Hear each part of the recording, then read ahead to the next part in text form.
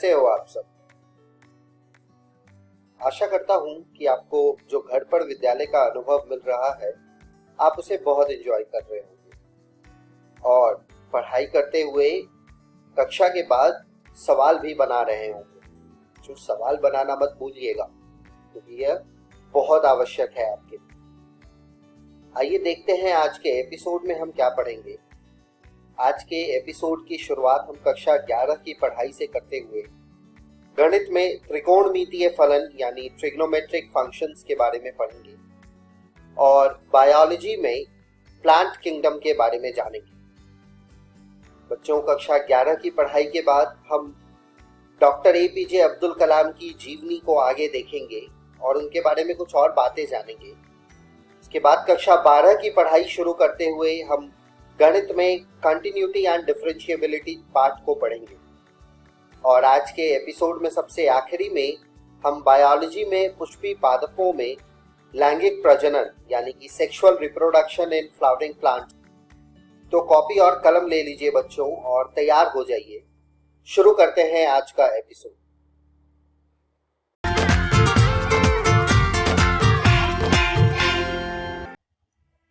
नमस्कार दोस्तों, आज हम पढ़ने जा रहे हैं कक्षा 11वीं के गणित का अध्याय त्रिकोणमितीय फलन भाग 4। तो वीडियो शुरू करने से पहले आइए एक बार जानते हैं कि आज के वीडियो में हम क्या क्या पढ़ने वाले हैं। तो आज हम पढ़ेंगे त्रिकोणमितीय फलनों का प्रांत तथा परिसर तथा चतुर्थांश। तो चलिए शुरू करते हैं प्रांत से।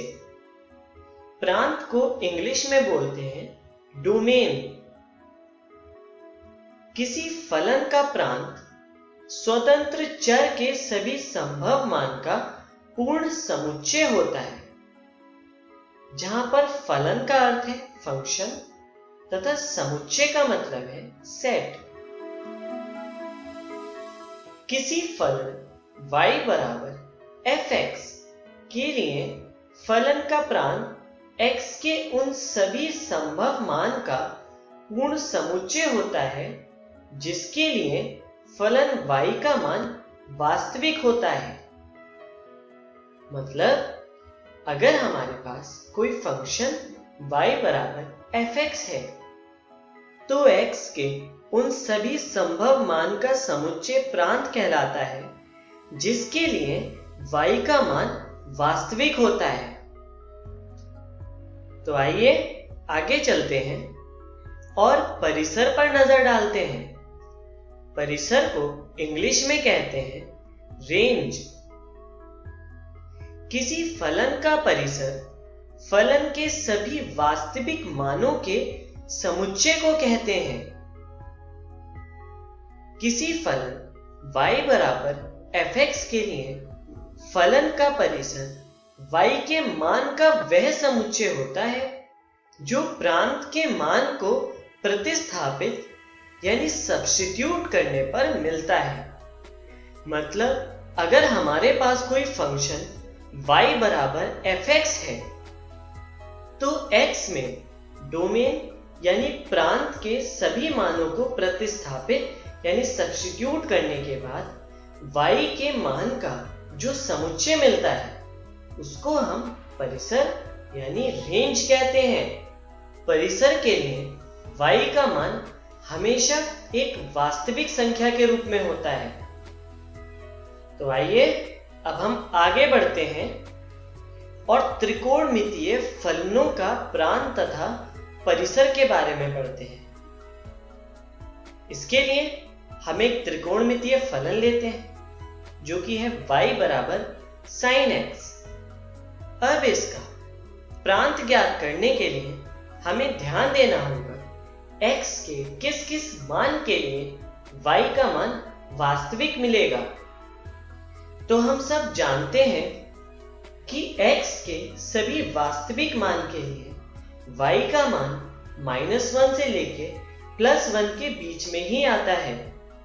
इसलिए x के सभी वास्तविक मान के लिए y का मान वास्तविक ही होगा। तो यहां पर हम लिख सकते हैं कि प्रांत होगा x such that x, जहां x belongs to R, जहां पर R रियल नंबर को रिप्रेजेंट करता है, जिसका मतलब होगा सभी रियल नंबर x के मान को सेटिस्फाई करेंगे। अब आइए देखते हैं कि परिसर का मान क्या होगा। तो परिसर का इंटरवल होगा -1 to 1, क्योंकि sin x के लिए y का मान -1 और 1 के बीच में ही हो सकता है।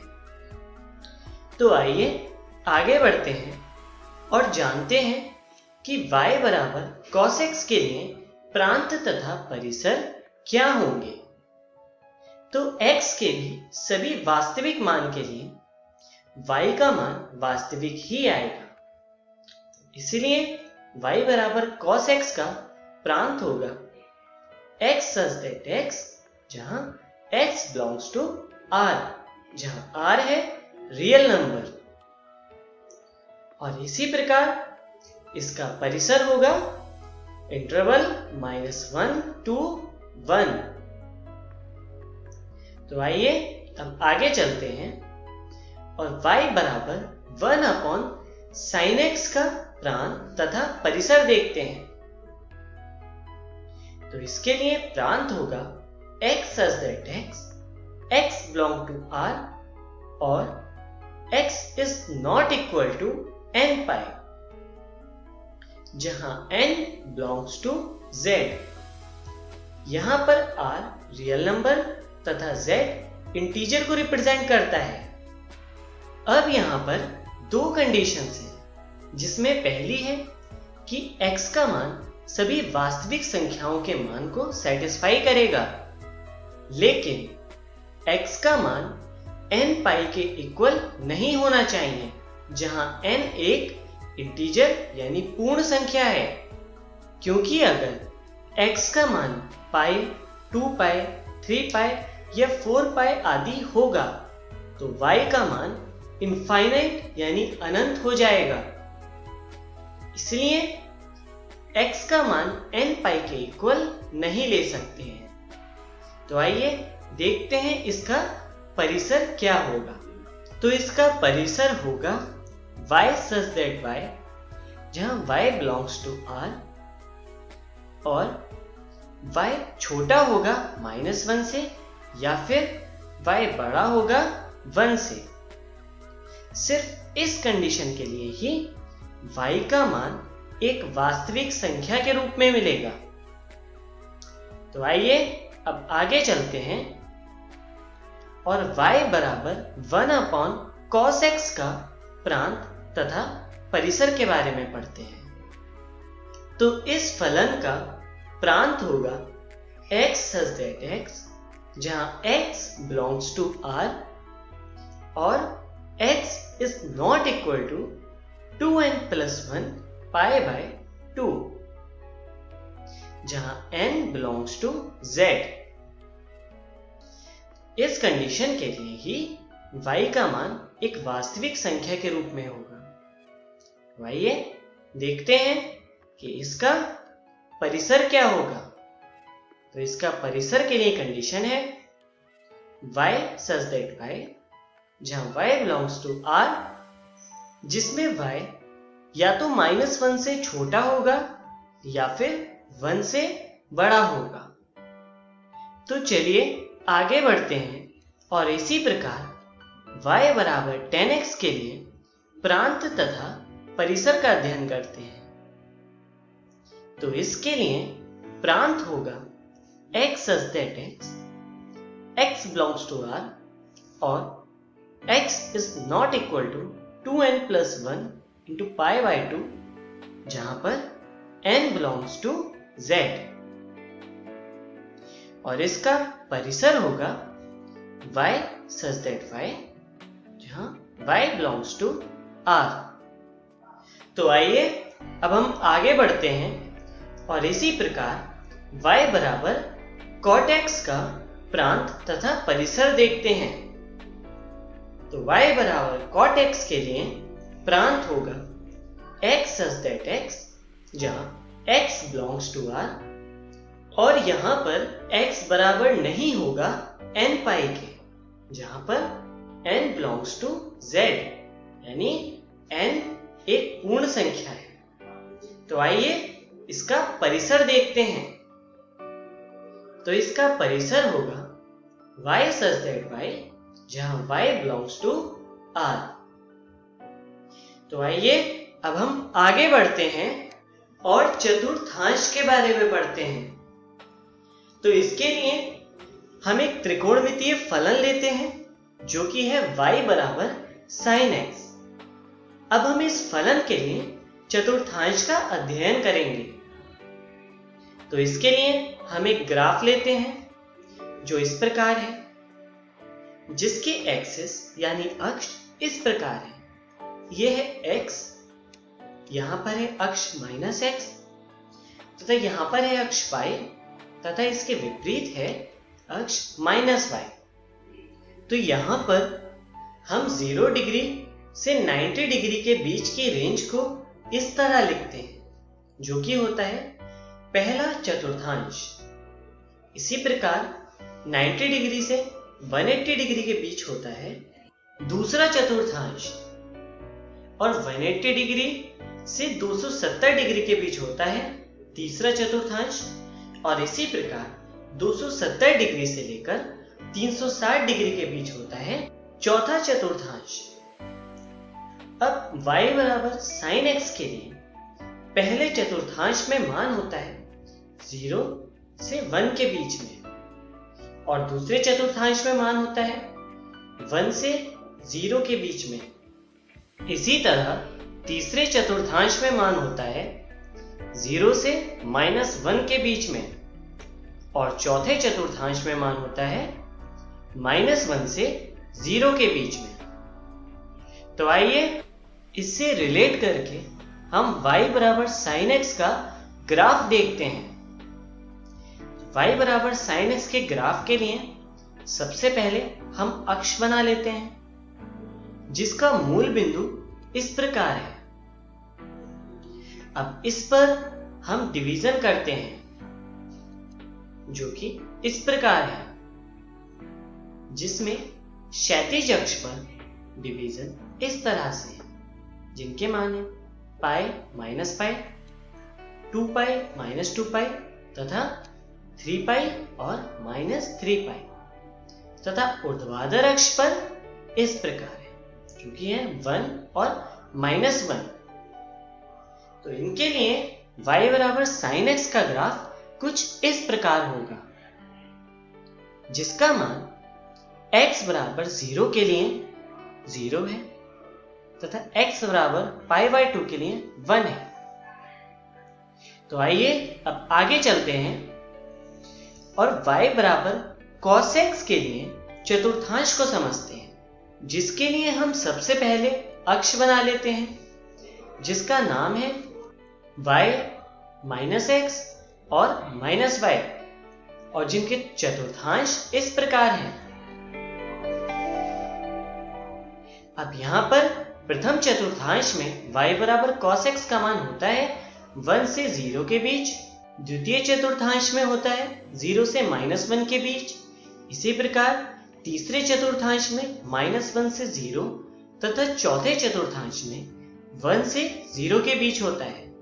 अब आइए इसके लिए हम ग्राफ देखते हैं, जिसके ग्राफ के लिए हम अक्ष बनाते हैं, तथा उस पर हम मूल बिंदु के साथ कुछ डिवीजन देखते हैं, जो कि इस प्रकार होते हैं, और इस तरह हमें y बराबर cos x का ग्राफ मिल जाता है। तो आइए आगे चलते हैं और इसी तरह y बराबर tan x के लिए चतुर्थांश को समझते हैं, जिसे हम इस तरह अक्ष पर उनके नाम के साथ हम चतुर्थांश को दिखा सकते हैं, जिसमें पहले चतुर्थांश में y का मान होता है 0 से इंफिनिटी, तथा दूसरे चतुर्थांश में होता है -इंफिनिटी टू 0। इसी तरह तीसरे चतुर्थांश में 0 टू इंफिनिटी, तथा चौथे चतुर्थांश में होता है -∞ to 0। तो आइए आगे चलते हैं और y बराबर 10x के लिए ग्राफ देखते हैं। इसके लिए हम अक्ष को विभाजित करते हैं जो कि इस प्रकार होता है और इसके अनुसार हम 10x का ग्राफ इस तरह ड्रॉ करते हैं। तो आइए अब हम आगे बढ़ते हैं और y बराबर cot x का चतुर्थांश देखते हैं। तो इसका चतुर्थांश भी हम इस तरह दिखा सकते हैं, जिसमें पहला, दूसरा तथा चौथा चतुर्थांश इस प्रकार है, जिसके लिए y का मान होता है पहले चतुर्थांश में ∞ to 0, दूसरे में 0 से -∞, तीसरे में ∞ से 0 तथा चौथे में 0 से -∞, जिसके लिए ग्राफ इस प्रकार है, जिसके लिए हम पहले अक्ष को विभाजित करते हैं, जिनको हम इस प्रकार लिखते हैं और इसके अनुसार हम cot x का ग्राफ इस तरह ड्रॉ करते हैं। तो आइए अब हम आगे बढ़ते हैं और y बराबर sec x के लिए चतुर्थांश का अध्ययन करते हैं। तो y बराबर sec x का चतुर्थांश हम इस प्रकार दिखा सकते हैं, जिसमें पहले चतुर्थांश में y का मान होता है 1 to ∞, दूसरे में मान होता है -∞ to -1 तथा तीसरे में मान होता है -1 to -∞, और इसी तरह चौथे में मान होता है ∞ to 1। तो आइए आगे चलते हैं और sec x के ग्राफ को देखते हैं। इसके लिए हम अक्ष का विभाजन करते हैं इस प्रकार तथा हम इस तरह sec x का ग्राफ ड्रॉ कर सकते हैं। तो चलिए आगे बढ़ते हैं और cosec x के चतुर्थांश को देखते हैं, जो कि इस प्रकार दिखाया जा सकता है, जिसमें पहले चतुर्थांश में y का मान होता है ∞ to 1, दूसरे में होता है 1 to ∞, तीसरे में -∞ to -1 तथा चौथे में होता है -1 to -∞, जिसके लिए ग्राफ हम इस प्रकार दिखा सकते हैं, जिसमें हम यहाँ अक्षों का विभाजन करते हैं जो कि इस तरह से है, और cosec x का ग्राफ इस प्रकार दिखाया जा सकता है। तो आइए जानते हैं कि आज के वीडियो में हमने क्या सीखा। तो आज हमने पढ़ा त्रिकोणमितीय फलनों का प्रांत तथा परिसर तथा चतुर्थांश व ग्राफ। अगले वीडियो में हम पढ़ेंगे त्रिकोणमिति सर्वसमीकरण। धन्यवाद।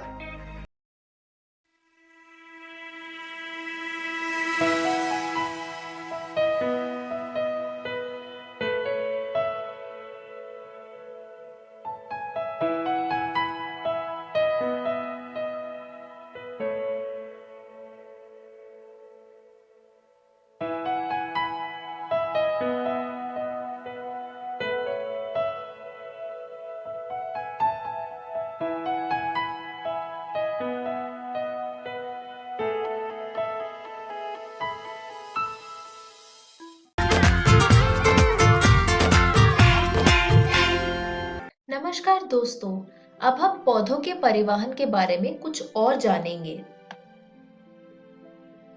नमस्कार दोस्तों, आज हम पौधों के परिवहन के बारे में कुछ और बातें जानेंगे। इस वीडियो में हम पढ़ेंगे वाष्पोत्सर्जन यानी ट्रांसपीरेशन और वाष्पोत्सर्जन एवं प्रकाश संश्लेषण एक समझौता। वाष्पोत्सर्जन यानी ट्रांसपीरेशन। वाष्पोत्सर्जन पौधों द्वारा जल का वाष्प के रूप में परिवर्तन तथा इससे उत्पन्न क्षति है। मुख्यतः यह पत्तियों में पाए जाने वाले रंध्रों से होता है। वाष्पोत्सर्जन में पानी का वाष्प बनकर उड़ने के अलावा ऑक्सीजन एवं कार्बन डाइऑक्साइड का आदान प्रदान भी पत्तों में छोटे छिद्रों, जिन्हें रंध्र कहते हैं, उनके द्वारा होता है। सामान्यतः ये रंध्र दिन में खुले रहते हैं और रात में बंद हो जाते हैं। रंध्र का बंद होना और खुलना रक्षक कोशिकाओं के टर्गर यानी स्फीति में बदलाव से होता है। प्रत्येक रक्षक कोशिका की आंतरिक भित्ति रंध्र छिद्र की तरफ काफी मोटी एवं तन्यतापूर्ण होती है। रंध्र को घेरे दो रक्षक कोशिकाओं में जब स्फीति दाब बढ़ता है तो पतली बाहरी भित्तियां बाहर की ओर उभरती है और अंदरूनी भित्ति को अर्धचंद्राकार स्थिति में आने को मजबूर करती है। रंध्र छिद्र के खुलने में रक्षा कोशिका की भित्तियों में उपस्थित सूक्ष्म सूत्राभ यानी माइक्रोफाइब्रिल भी सहायता करते हैं। सेल्यूलोज सूक्ष्म सूत्राभ के अभिविन्यास अरीय क्रम से होता है, न कि अनुदैर्घ्य क्रम से, जो रंध्र छिद्र को आसानी से खोलता है। पानी की कमी होने पर जब रक्षक कोशिका की स्फीति समाप्त होती है तो तन्य आंतरिक भित्तियां पुनः अपने मूल स्थिति में आ जाती है। जब रक्षक कोशिकाएं ढीली पड़ जाती है और रंध्र छिद्र बंद हो जाते हैं। सामान्य तौर पर पृष्ठधारी पत्ती के निचली ओर अधिक संख्या में रंध्र होते हैं, जबकि एक द्विपार्श्वीय पत्ती में रंध्रों की संख्या दोनों तरफ लगभग बराबर होती है। वाष्पोत्सर्जन कई बाहरी कारकों से प्रभावित होती है, जैसे ताप, प्रकाश, आर्द्रता, वायु की गति। वाष्पोत्सर्जन को प्रभावित करने वाले अन्य पादप कारक हैं, जैसे रंध्रों की संख्या एवं वितरण, खुले रंध्रों का प्रतिशत, पौधों में पानी की उपस्थिति और वितान रचना। जाइलम रस का वाष्पोत्सर्जित रूप में ऊपर चढ़ना मुख्य रूप से पानी के निम्न भौतिक गुणों पर निर्भर करता है। सासंजन, जल के अणुओं के बीच आपसी आकर्षण। आसंजन, जल के अणुओं का ध्रुवीय सतह की ओर आकर्षण। पृष्ठ तनाव, पानी के अणु का द्रव अवस्था में गैसीय अवस्था की अपेक्षा एक दूसरे से अधिक आकर्षित होना। पानी की ये विशिष्टताएं उसे उच्च तन्य सामर्थ्य प्रदान करती है, जैसे एक कोशिकात्व खिंचाव शक्ति से प्रतिरोध की क्षमता तथा उच्च कोशिकात्व अर्थात किसी पतली नलिका में चढ़ने की क्षमता। पौधों में कोशिकात्व को लघु व्यास वाले वाहिकीय तत्व जैसे ट्रैकिड एवं वाहिका तत्व से भी सहायता मिलती है। प्रकाश संश्लेषण प्रक्रिया के लिए जल की आवश्यकता होती है। जाइलम वाहिकाएं पानी को जरूरत के अनुसार जड़ से पत्ती की शिराओं तक पहुंचाती है, लेकिन वे कौन सी शक्ति है जो पानी के अणुओं को पत्ती की मृदु तक एक जरूरत के अनुसार खींच लाती है? जैसे ही वाष्पोत्सर्जन होता है, चूंकि पानी में पतली परत कोशिकाओं की ऊपर लगातार होती है, अतः यह जाइलम से पत्ती तक पानी के अणुओं को खींचने में प्रतिफलित होती है। अधोरंध्री गुहिका तथा अंतरा कोशिका जगत के बजाय वातावरण में जल वाष्प की सांद्रता कम होती है, अतः पानी के पास की हवा में विसरित हो जाता है और यह खिंचाव पैदा करता है। वाष्पोत्सर्जन एवं प्रकाश संश्लेषण एक समझौता। वाष्पोत्सर्जन में एक से अधिक उद्देश्य निहित होते हैं, जो कि निम्नलिखित है।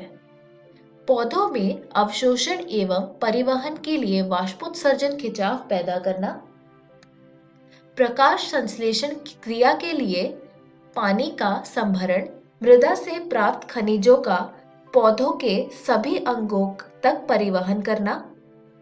पत्ती तक सतह को वाष्पीकरण द्वारा 10 से 15 डिग्री तक ठंडा रखना और कोशिकाओं को स्फीत रखते हुए पादपों के आकार एवं बनावट को नियंत्रित करना। जैसा कि आप देख सकते हैं, इन दो चित्रों में वाष्पोत्सर्जन और प्रकाश संश्लेषण दर्शाया गया है। इसमें ये बताया गया है कि वाष्पोत्सर्जन में जल वाष्पित होता है पत्तों से और प्रकाश संश्लेषण में सूर्य की ऊर्जा के द्वारा सूर्य की ऊर्जा का इस्तेमाल होता है और इससे पौधे हमें ऑक्सीजन देते हैं और खुद कार्बन डाइऑक्साइड लेते हैं।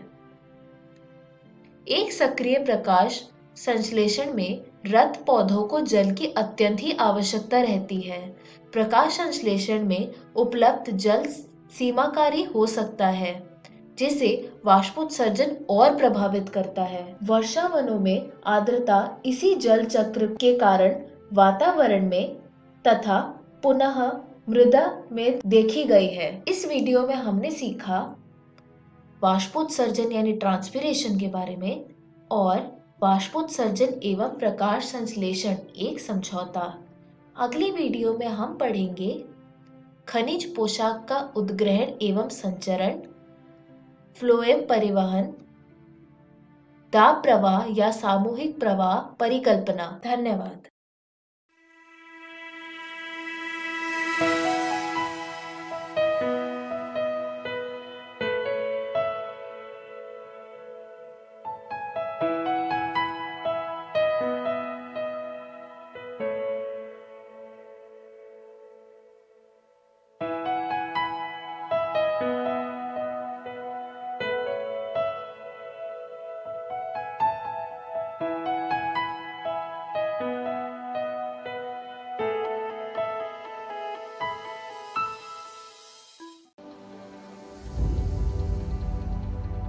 कोरोना से डरे नहीं, एहतियात बरते।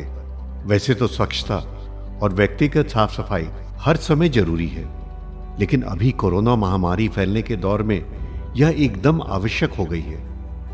बस यह जानने की जरूरत है कि साफ सफाई करने के दौरान आप किन बातों के प्रति विशेष तौर पर सजग रहें। आइए इसे बिंदुवार समझ लें। हाथ को अच्छी तरह से साबुन पानी या हैंड वॉश से कम 20 सेकंड तक धोएं या अल्कोहल सैनिटाइजर से साफ करें। होटल या किसी कार्यालय में जाएं तो वहां उपलब्ध हैंड वॉशिंग प्रोटोकॉल के अनुसार अपने हाथों को साफ करें। कोरोना संक्रमित या कोरोना संदिग्ध व्यक्ति या खांस छींक रहे व्यक्ति से कम 1 मीटर की दूरी बनाए रखें। भीड़ भाड़ में मास्क लगाए रखें या मुंह नाक को ढक कर रखें। यदि घर में कोरोना संक्रमित व्यक्ति क्वारंटाइन में है तो उसके व्यक्तिगत उपयोग की चीजों जैसे बर्तन, ग्लास, कप, तौलिया, बिस्तर का इस्तेमाल न करें। फर्श और अन्य सतहों को घर में रोजाना प्रयोग किए जाने वाले ब्लीच घोल या फिनाइल से साफ करते रहें। शौचालय को भी घर में रोजाना प्रयोग किए जाने वाले ब्लीच घोल या फिनाइल से साफ करते रहें। ऑनलाइन सामान मंगाने पर डिलीवरी करने वाले व्यक्ति नियमित आने वाले घरेलू सामान जैसे दूध, अखबार इत्यादि के लिए सुरक्षात्मक तरीके अपनाएं। बस, ट्रेन, ऑटो, टैक्सी, दुकान के काउंटर के संपर्क में आने पर भी एहतियात बरतें। जनहित में जारी राज्य स्वास्थ्य समिति बिहार। अधिक जानकारी के लिए संपर्क करें टोल फ्री नंबर 104।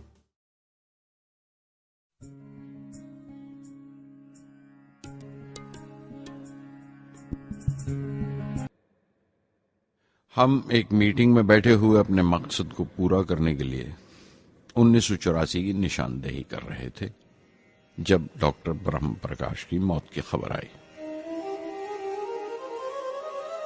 मेरे लिए वो एक और सदमा था। पहली SLV की नाकामी के वक्त जिस तरह उन्होंने ढारस दी थी मुझे, वो याद करके मैं और ज्यादा गमगीन हो गया।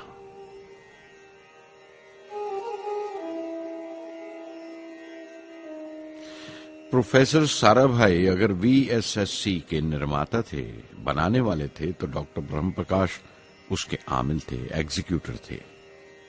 उनकी विनम्रता ने मुझे बड़ी हद तक नरम कर दिया और मैंने अपनी तुंद मिजाजी पर काफी काबू कर लिया। उनकी हलीमी सिर्फ अपनी खूबियों तक ही महदूद नहीं थी, बल्कि अपने से छोटों को इज्जत देना भी उनकी आदत में शामिल था।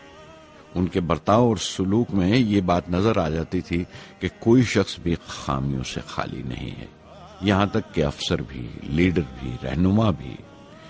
वो बहुत बड़े दानिश्वर थे। एक कमजोर से शरीर के अंदर उनमें बच्चों की सी मासूमियत थी। मुझे वो हमेशा साइंसदानों में संत नजर आते थे।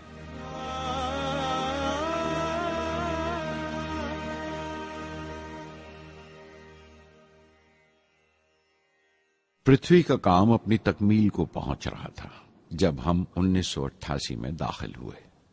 25 फरवरी 1988 सुबह 11:23 पर पृथ्वी की पहली परवाज वाक़ हुई। हमारे मुल्क में वो एक ऐतिहासिक मौका था। पृथ्वी सिर्फ एक सरफेस टू सरफेस मिसाइल ही नहीं बल्कि आइंदा आने वाली तमाम किस्म की मिसाइल का बुनियादी नक्शा भी था, फ्यूचर का मॉड्यूल था वो। पृथ्वी ने हमारे आस पड़ोस के मुल्कों को दहला दिया। मगरबी यानी वेस्टर्न मुल्कों को पहले तो हैरत हुई, फिर गुस्से का इजहार किया और पाबंदी लगा दी इंडिया के लिए कि वो ऐसी कोई चीज बाहर के मुल्कों से न खरीद सकें जो उनके मिसाइल प्रोग्राम में इस्तेमाल हो सकती हो या काम आ सकती हो। मिसाइल की इजाद में हिंदुस्तान की खुद मुख्तारी ने दुनिया के तमाम तरक्की याफ्ता मुल्कों को परेशान कर दिया। अग्नि की टीम में 500 से ज्यादा साइंसदान शामिल थे। अग्नि की परवाज 20 अप्रैल 1999 तय पाई थी।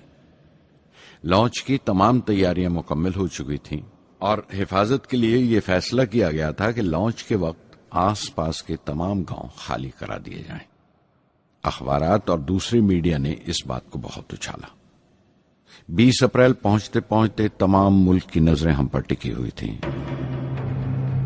दूसरे मुल्कों का दबाव बढ़ रहा था कि हम इस तजुर्बे को मुलतवी कर दें या खारिज कर दें, लेकिन सरकार मजबूत दीवार की तरह हमारे पीछे खड़ी रही और किसी तरह हमें पीछे नहीं हटने दिया। परवाज से सिर्फ 14 सेकंड्स पहले हमें कंप्यूटर ने रुकने का इशारा किया। किसी एक पुर्जे में कोई खामी थी, वो फौरन ठीक कर दी गई, लेकिन उसी वक्त डाउन रेंज स्टेशन ने रुकने का हुक्म दिया। चंद सेकंड्स में कई रुकावटें सामने आ गईं और परवाज मुलतवी कर दी गई।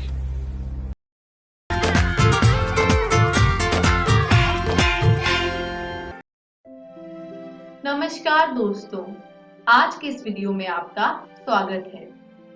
आज हम पढ़ेंगे पाठ सांतत्य तथा अवकलनीयता का भाग 3। पिछले 2 भागों में हमने जाना एक फलन संतत कब होता है, फलन की सांतत्यता की जांच कैसे करते हैं और संतत फलनों के बीजगणित के बारे में। तो चलिए आगे बढ़ते हैं और देखते हैं इस पाठ के भाग 3 में हम क्या पढ़ेंगे। आज हम पढ़ेंगे अवकलनीयता के बारे में, यानी डिफरेंशिएबिलिटी के बारे में। तो चलिए शुरू करते हैं। सबसे पहले परिभाषा देखते हैं। मान लीजिए कि f एक वास्तविक फलन है तथा c इसके प्रांत में स्थित एक बिंदु है। c पर f का अवकलज निम्नलिखित प्रकार से परिभाषित है। Limit h tending to 0 f of c plus h minus f of c divided by h।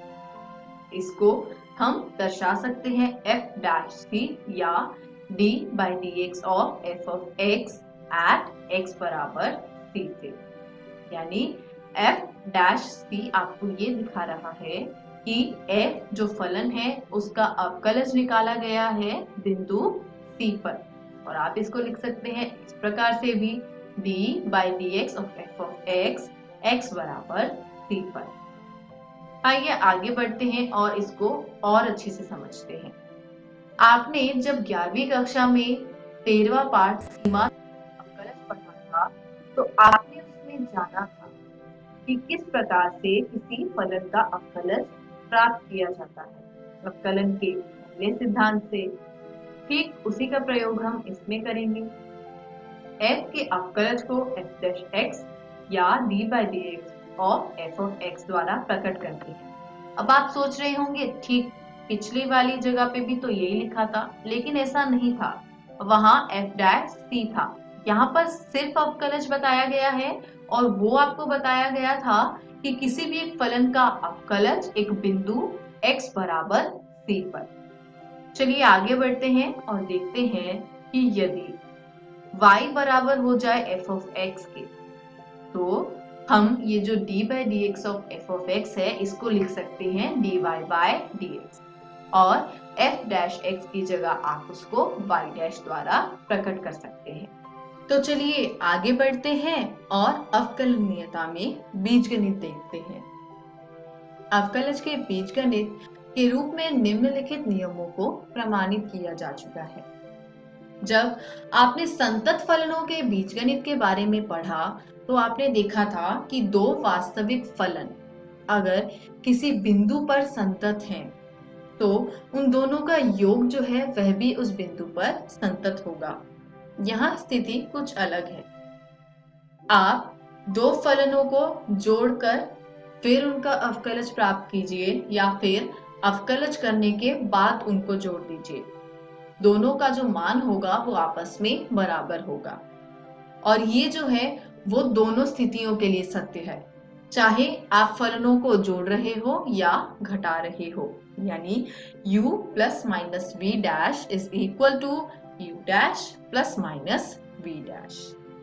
अगला है uv dash is equal to u dash v plus u v dash. इसको हम लेबनीज या गुणनफल नियम के रूप में जानते हैं।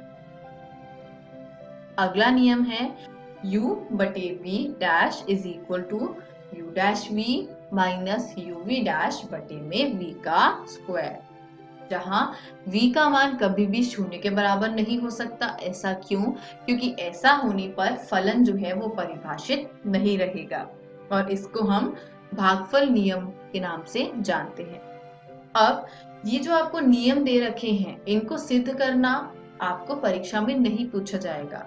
आपको इन नियमों को याद रखना है और जब इस प्रकार से प्रश्न आएंगे कि दो फलनों का योग हो रहा होगा, गुना कर रहा होगा या फिर भाग हो रहा होगा और आपको उसका अवकलज प्राप्त करना होगा, तब आप उसमें इन नियमों का प्रयोग करेंगे। अवकलज तभी परिभाषित होता है यदि सीमा का अस्तित्व हो, या फिर हम ये भी कह सकते हैं कि फलन संतत हो। क्यों? फलन संतत तभी होता है जब बिंदु पर फलन का मान और फलन की सीमा दोनों आपस में बराबर होती है। और यहाँ पर कहा गया है कि अवकलज की परिभाषा के लिए सीमा का अस्तित्व होना जरूरी है, या हम ये भी कह सकते हैं कि फलन का संतत होना जरूरी है। अब यदि limit h tending to 0 f of c plus h minus f of c बटे h का अस्तित्व नहीं है तो हम कहते हैं कि c पर f अवकलनीय नहीं है। यानी अगर किसी बिंदु पर सीमा का अस्तित्व नहीं है तो उस बिंदु पर फलन अवकलनीय नहीं होगा। दूसरे शब्दों में हम कहते हैं कि अपने प्रांत के किसी बिंदु c पर फलन f अवकलनीय होता है यदि बाएं पक्ष की सीमा और दाएं पक्ष की सीमा जो दोनों हैं वो परिमित भी हो और समान भी हो। अब ये क्या कहा गया है आपको कि बाएं पक्ष की सीमा और दाएं पक्ष की सीमा, इसका अर्थ होता है कि सीमा का अस्तित्व होना आवश्यक है, जैसा कि आप पहले देख चुके हैं। और ये तो हुई किसी बिंदु की बात। यदि मैं एक अंतराल ले लूं तो फलन अंतराल a, b में अवकलनीय कहलाएगा यदि वह अंतराल a, b के प्रत्येक बिंदु पर अवकलनीय है। और ध्यान दीजिएगा यहाँ पर अंतराल जो है वो विपरीत अंतराल लिया गया है जिसमें a और b नहीं आएगा पर उसके बीच के सभी बिंदु आएंगे। आगे बढ़ते हैं और देखते हैं एक प्रमेय। यदि फलन किसी बिंदु C पर अवकलनीय है तो उस बिंदु पर वह संतत भी है। मैंने अभी आपको यही कहा था कि सीमा का अस्तित्व होना आवश्यक है, या हम ये कह सकते हैं कि फलन का संतत होना आवश्यक है। तो यदि फलन संतत है तो वह अवकलनीय भी होगा, लेकिन इसका विलोम सत्य नहीं है। हम ये कहते हैं कि प्रत्येक अवकलनीय फलन संतत होता है, लेकिन जरूरी नहीं है कि हर संतत फलन जो है वो अवकलनीय हो। इसी के साथ हमारा आज का ये पाठ समाप्त होता है। आज हमने सीखा अवकलनीयता यानी डिफरेंशिएबिलिटी के बारे में। अगले वीडियो में हम जानेंगे संयुक्त फलनों के अवकलज, श्रृंखला नियम और अस्पष्ट फलनों के अवकलज के बारे में। घर जाइए, जो आपकी प्रश्नावली 13.1 दे रखी है, अब आप उसके सभी प्रश्नों को हल कर सकते हैं। निरंतर अभ्यास करते रहिए। किसी भी प्रकार के संदेह एवं सहायता के लिए हम हमेशा उपलब्ध हैं। धन्यवाद।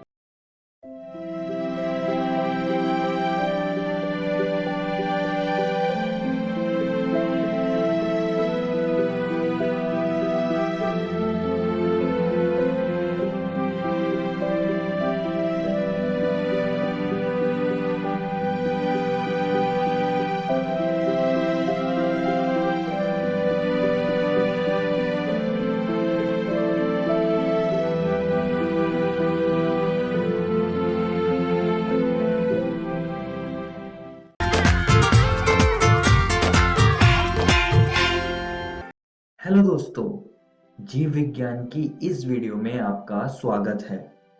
आज भी हम पुष्पी पादपों में लैंगिक प्रजनन को जारी रखेंगे। पिछली वीडियो में हमने स्त्री केसर, बीजांड, भ्रूणकोश और परागण के बारे में चर्चा की थी। इस वीडियो में हम परागण के कारक, बहिप्रजनन युक्तियां और कृत्रिम संकरीकरण को समझेंगे। तो चलिए परागण के कारकों से शुरू करते हैं। अब ये कारक दो प्रकार के होते हैं। पहला है अजीवीय और दूसरा है जीवीय। अब अजीवीय कारक दो होते हैं, वायु और जल, और जीवीय कारक भी दो होते हैं, प्राणी और कीट। अब हम इनको एक एक करके समझेंगे। वायु द्वारा परागण को हम एनिमोफिली भी कहते हैं। इसके लिए परागकण हल्के तथा चिपचिपाहट रहित होने जरूरी हैं। पौधे अक्सर बेहतर अनावृत पुंकेसर से युक्त होते हैं, जैसा कि आप चित्र में देख सकते हैं। पौधे अक्सर वृहद एवं प्रायः पिच वृत्तिकाग्र युक्त होते हैं। इसका उदाहरण है भुट्टा। तो जैसे कि आप यहाँ पर एक ये चित्र देख सकते हैं, और आपने कभी न कभी भुट्टे में ऐसी कुछ चीज तो देखी होगी जो रेशेनुमा होती है। ये कुछ नहीं बल्कि वृत्तिकाग्र और वृत्तिका है, जो कि हवा में झूमते रहते हैं ताकि वो पराग कणों को आसानी से पकड़ सकें। आइए अब ज्वल द्वारा परागण को समझते हैं। इसे हम हाइड्रोफिली भी कहते हैं। ये जलीय पौधों में होता है, जैसे कि ताजे पानी के कुछ उदाहरण हैं वेलिसिनेरिया का पौधा, हाइड्रिला, और समुद्री उदाहरण है ज़ोस्टेरा। आपको कोई ना कोई उदाहरण तो इसका याद ही रखना है। आइए अब वेलिसिनेरिया के उदाहरण से इसको समझते हैं। ये वेलिसिनेरिया का मादा पुष्प है, और जो नर पुष्प होते हैं ये पानी के बहाव की मदद से पराग कणों को मादा पुष्प की वृत्तिकाग्र तक पहुंचा देते हैं। आइए अब परागण के जीवीय कारकों को समझते हैं। अगर परागण प्राणियों द्वारा होगा तो उसे हम जूफिली कहेंगे, और अगर परागण कीटों द्वारा होगा तो उसे हम एंटेमोफिली कहेंगे। ये कीट पुष्प तक जाते हैं, जिसकी वजह से जो परागकण होते हैं वो इनकी सतह पर आ जाते हैं। बाद में अगर ये कीट स्त्री केसर के संपर्क में आएंगे तो परागण की प्रक्रिया को पूरा कर देंगे। अब दोस्तों हम उन पुष्पों की विशेषताओं को समझेंगे जो कीटों से परागण करवाते हैं। पुष्प रंगीन, सुगंध युक्त तथा मकरंद से भरपूर होते हैं। इनके परागकण चिपचिपे होने चाहिए ताकि वो आसानी से कीटों की सतह से चिपक जाएं। ऐसे पुष्पों का एक उदाहरण है युक्का। चलिए अब बहिप्रजनन युक्तियों को समझते हैं। आइए अब सबसे पहले समझते हैं कि ये होती क्या है। जो उपकरण या सुविधाएं पौधों के स्वपरागण को हतोत्साहित कर पर परागण को प्रोत्साहित करे, उन्हें बहिप्रजनन युक्तियां कहते हैं। ये 3 प्रकार की होती हैं। पहली है एक लिंगीयता, डाइकोगेमी और सेल्फ इनकम्पैटिबिलिटी। अब हम इनको एक एक करके समझेंगे। सबसे पहले हम एक लिंगीयता को समझेंगे। अब इसमें उभयलिंगी पुष्प आते हैं, जैसे कि अरंड, जिनके पास नर और मादा पुष्प एक ही पादप में होते हैं। तो इससे स्वपरागण का एक प्रकार स्वयुग्मन नहीं होता है, परंतु सजात पुष्पी परागण होता है। दूसरा है एक लिंगी पुष्प, जैसे कि पपीता।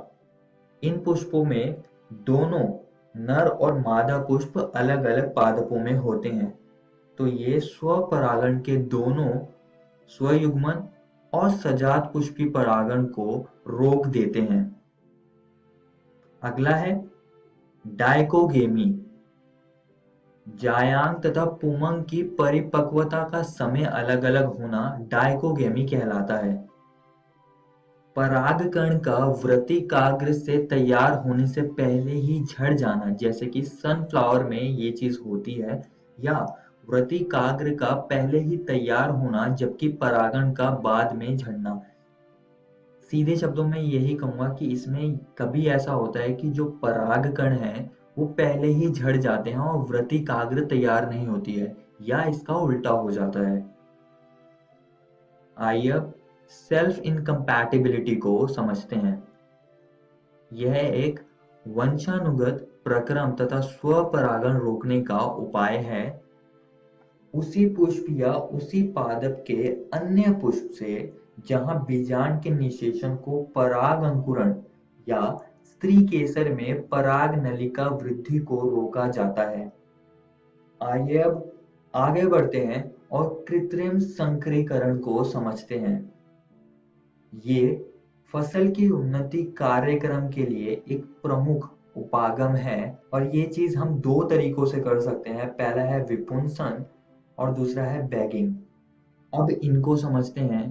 तो विपुंसन में क्या होता है कि जोड़ों चिमटी की मदद से नर जनन अंग को निकाल दिया जाता है, जिसके बाद थैली से इन्हें आवृत किया जाता है। इस प्रक्रिया को बैगिंग कहते हैं। और इस पूरी प्रक्रिया के बाद जो अभिलक्षित परागकण होते हैं उन्हें वृत्तिकाग्र तक पहुंचाया जाता है, जिससे कि एक अच्छा संकर पैदा होता है जो कि फसल की उन्नति को बढ़ाएगा। इस वीडियो में हमने परागण के कारक, बहिर्प्रजनन युक्तियां और कृत्रिम संकरीकरण को समझा। और दोस्तों मैं आप सभी को एक और बात बताना चाहता हूं कि आज हमने आपकी एनसीईआरटी किताब के ये 3 टॉपिक्स को कवर कर लिया है। आप इनको जरूर घर से किताब से पढ़कर आइएगा। अगली वीडियो में हम पराग स्त्री केसर संकर्षण, द्विनिषेचन और भ्रूण पोष के बारे में चर्चा करेंगे। धन्यवाद। कूटेलम कहते हैं। यहाँ पर मूलांकुर चोल होता है जहाँ पर रेडिकल और रूट कैप होती हैं, और यहाँ पर प्रांकुर चोल होता है जो कि शूट टिप की रक्षा करता है। इस वीडियो में हमने पराग स्त्री केसर संकर्षण और द्विनिषेचन को पढ़ा और साथ ही में हमने भ्रूण पोष के बारे में बात करी और हमने भ्रूण को समझा। और दोस्तों मैं आप सभी को एक और बात बताना चाहता हूँ कि आज हमने आपके एनसीईआरटी किताब की ये 3 टॉपिक्स को खत्म कर लिया है। आप इनको जरूर घर से जाकर किताब से पढ़ना। अगली वीडियो में हम बीज, फल, असंजनन एवं बहुभ्रूणता को समझेंगे। धन्यवाद।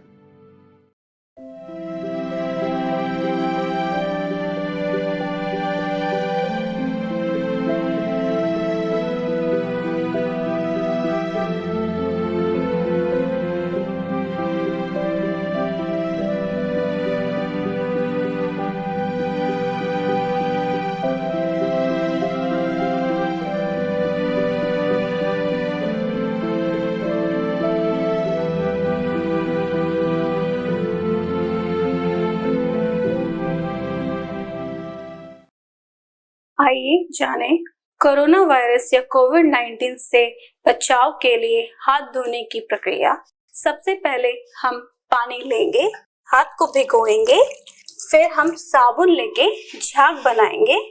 झाग बनाने के बाद अच्छे से हाथ धोने के लिए हमारे 8 चरण हैं, जिसमें सबसे पहला चरण दोनों हथेलियों को गोला करते हुए हम रगड़ेंगे। दूसरा चरण, इसमें हम बाएं हाथ की हथेली दाएं हाथ की हथेली के ऊपर रख के उंगलियों को फंसाते हुए रगड़ेंगे। इसी प्रकार दूसरे हाथ में दोहराएंगे। तीसरा चरण, इसमें हम दोनों हाथों की उंगलियों को फंसाते हुए रगड़ेंगे।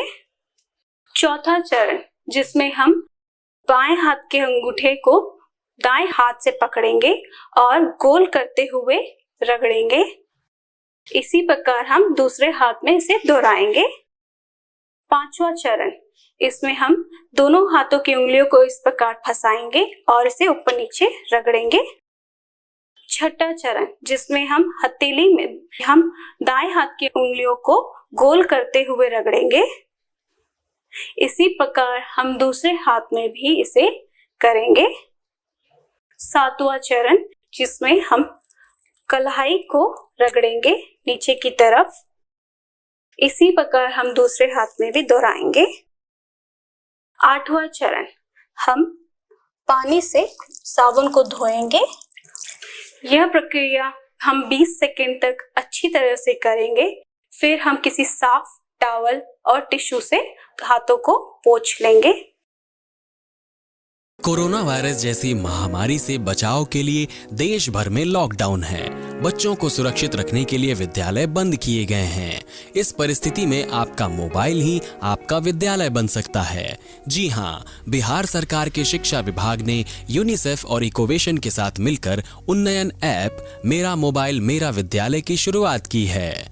इस ऐप पर आप कक्षा 6 से 12 तक के पाठ्यक्रम को पढ़ सकते हैं। सिर्फ पढ़ ही नहीं सकते, बल्कि आपको पढ़ते समय अगर किसी भी तरह की कोई परेशानी आती है या फिर मन में कोई सवाल आता है तो इस ऐप पर आप अपने सवाल भी पूछ सकते हैं, जिसका जवाब उस विषय के विशेषज्ञ द्वारा दिया जाएगा।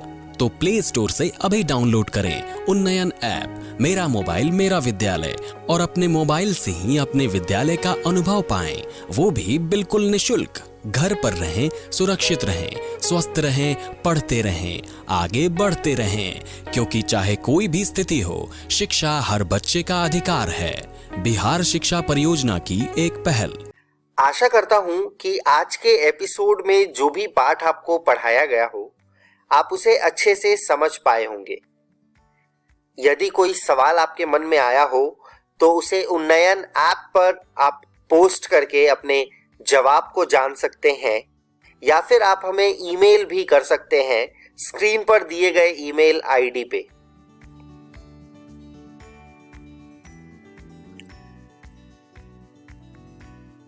बच्चों, इस एपिसोड का पुनः प्रसारण इसी चैनल पर संध्या 4:05 से 5 बजे तक आएगा। अगर आप इस एपिसोड को दोबारा देखना चाहते हैं तो संध्या 4:05 से 5 बजे तक देख सकते हैं। एक आवश्यक सूचना, यह वीडियो बीईपीसी की वेबसाइट पर भी उपलब्ध है। वेबसाइट नोट कर लीजिए बच्चों, www.bepcssa.in। जब आप इस वेबसाइट पर जाएंगे तो डिजिटल लर्निंग वाले सेक्शन में जाकर आप इस वीडियो को देख सकते हैं। मिलते हैं बच्चों अगले एपिसोड में कुछ और रोचक पाठ के साथ। तब तक के लिए घर में रहिए, सुरक्षित रहिए और पढ़ते रहिए। बाय बाय बच्चों।